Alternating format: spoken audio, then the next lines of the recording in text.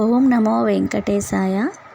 మనకి తెలిసి తెలియని దోషాలు పోయి మనం అనుకున్న కోరికలు అన్నీ నెరవేరాలి అనుకుంటే శ్రీ వెంకటేశ్వర స్వామి వారి యొక్క ఒక చిన్న వ్రతం ఒకటి ఉంది.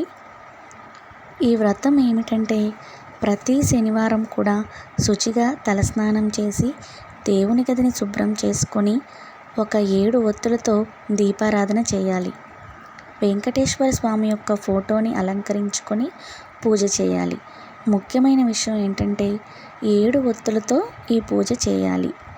ఆవు నెయ్యి, నువ్వుల నూనె ఏదైనా సరే దీపారాధన అనేది 7 ఒత్తులతో చేయాలి.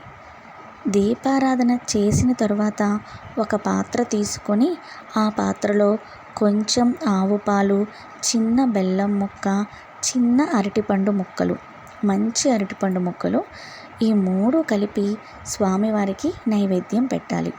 నైవేద్యం పెట్టిన తరువాత యథాశక్తి స్వామివారి యొక్క స్తోత్రాలు కానివ్వండి, ఏదైనా పారాయణం చేసిన తర్వాత అది మనం స్వీకరించాలి. ఈ విధంగా 8 శనివారాలు చేయాలి. ఆడవారికి ఇబ్బంది ఉన్నప్పుడు అది ఆపి ఆ వారం ఉండదు కాబట్టి మళ్ళీ వారం మనం కొనసాగించుకోవాలి. అదేం సమస్య కాదు.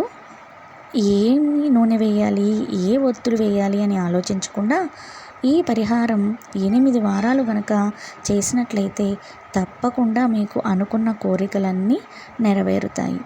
మనకి తెలిసి తెలియకుండా చేసిన దోషాలు ఏమైనా ఉంటే పోతాయి.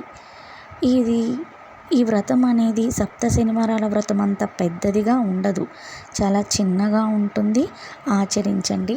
8 వారాలు కూడా చాలా సులువుగా అవుతాయి. చాలా చాలా మంచి జరుగుతుంది. జై